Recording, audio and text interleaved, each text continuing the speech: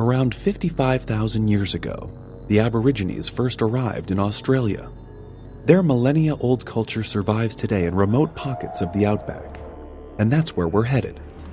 We're heading east now into Arnhem Land in the Northern Territory of Australia, and in a sense, this is the cradle of what became one of the greatest civilizations in the history of humanity.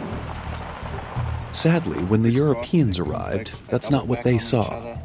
Adam McPhee, an Australian anthropologist, explains.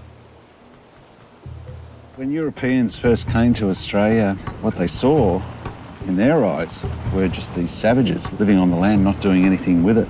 And in fact, they missed out on one of the greatest subtle philosophies of any culture on the planet. European attempts to civilize the Aborigines had tragic results.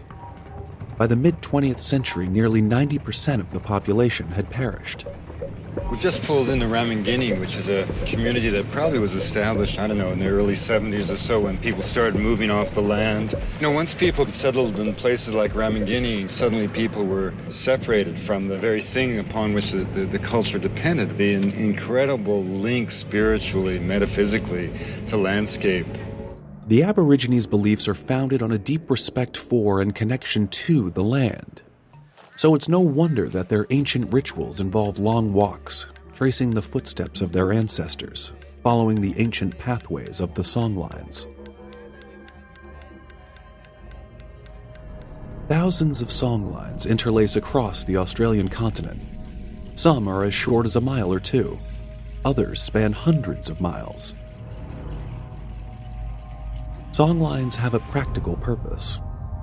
They are vital for survival. They chart the territory, indicating waterways, mountains, depressions. They are maps for finding food, and they even mark borders between clans. But songlines also represent a spiritual journey. On their walks, the Aborigines sing songs about the mythical stories of the dreaming, the time when the world as we know it was born. When they sing the songs and follow the songlines, Aborigines return to that moment of creation. And each time they sing, the world is created all over again.